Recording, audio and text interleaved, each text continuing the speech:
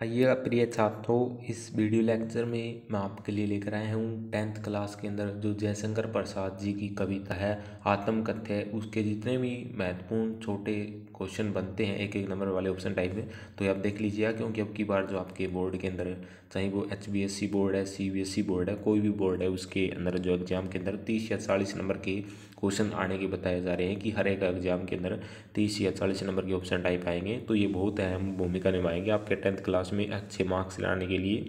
तो आप एक बार इनको अवश्य देख लीजिएगा और चैनल के साथ बने रहिएगा ताकि आने वाली वीडियो आपको टाइम टू टाइम मिलती रहे और आपको इस चैनल पर सभी लेसन की जो ऑप्शन टाइप की वीडियो है वो आपको मिल जाएगी। आप प्ले लिस्ट में जा करके देख लीजिएगा। ज़्यादा देर नहीं करते हुए हम स्टार्ट करते हैं आज का सेशन वीडियो। तो पहला आपका क्वेश्चन है कि जयशंकर प्रसाद का जन्म किस सन में हुआ। तो इनका जन्म 1889 के अंदर हुआ। जयशंकर प्रसाद का जन्म कहाँ हुआ था। तो इनका जन्म वाराणसी यानी कि उत्तर प्रदेश में हुआ था। जयशंकर प्रसाद का देहांत किस सन में हुआ। तो 1937 में इनका देहांत हो जाता है। आगे हम बात कर लेते हैं कि जयशंकर प्रसाद की कामयानी पर कौन सा पुरस्कार मिला था। तो कई बार पूछ लिया जाता है। तो मंगल प्रसाद इनको मिला था। इंपॉर्टेंट क्वेश्चन है, कई बार पूछ लिया जाता है। जयशंकर प्रसाद के द्वारा रचित नाटक है ध्रुव स्वामिनी। ध्रुव स्वामिनी इनका जो नाटक है ये आप BA फर्स्ट ईयर के अंदर जब आप होगे तो उसके अंदर आपको ये ध्रुव स्वामिनी नाटक देखने को मिलता है वहाँ सिलेबस के अंदर, लेकिन एक बार आप एक नंबर में याद रखिएगा। अगला आपका है जयशंकर प्रसाद किस काव्य धारा के कवि हैं। तो छायावादी काव्य धारा के कवि हैं। ये भी बहुत इंपॉर्टेंट क्वेश्चन है, अक्सर एग्जाम में पूछा जाता है। जयशंकर प्रसाद काशी के किस कॉलेज में पढ़ते थे। तो क्वींस कॉलेज में पढ़ते थे। अगला क्वेश्चन आपका है जयशंकर प्रसाद द्वारा रचित उपन्यास कौन सा है। तो जयशंकर प्रसाद ने तितली उपन्यास लिखा था। आत्मकथ्य कविता पहली बार किस पत्रिका के आत्मकथा विशेषांकांक में प्रकाशित हुई थी। तो ये हर्ष में हुई थी। जयशंकर प्रसाद का प्रसिद्ध कहानी संग्रह कौन सा है। तो यह आपका आकाशद्वीप है।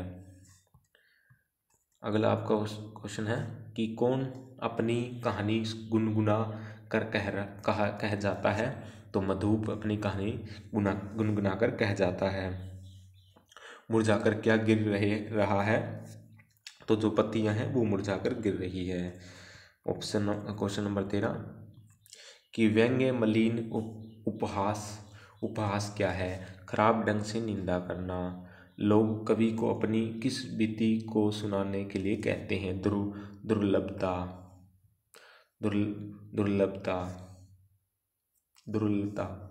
अगला आपका क्वेश्चन देख लीजिएगा कि घाघर रीति से कवि किसके खालीपन की बात कह रहा है।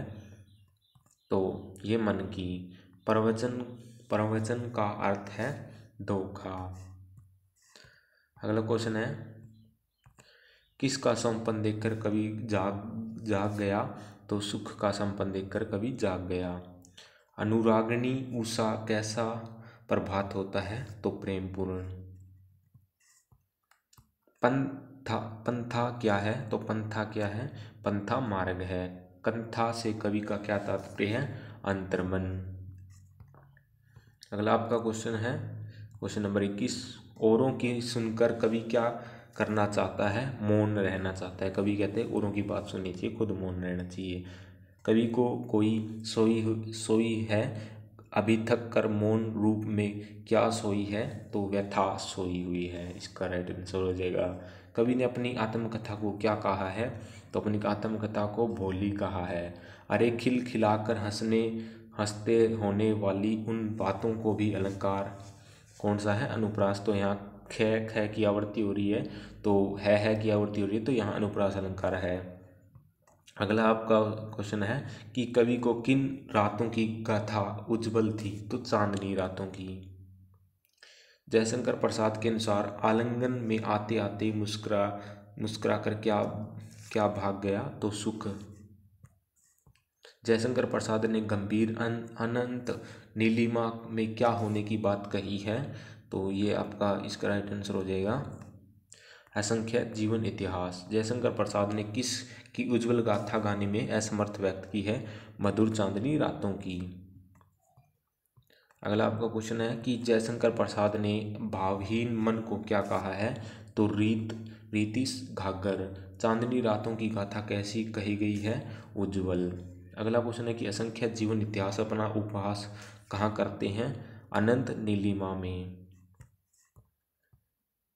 तो इस वीडियो लेक्चर में इतना ही। आगे के वीडियो लेक्चर में हम अगले लेसन की जो ऑप्शन टाइप हो गए उसका डिस्कशन करेंगे।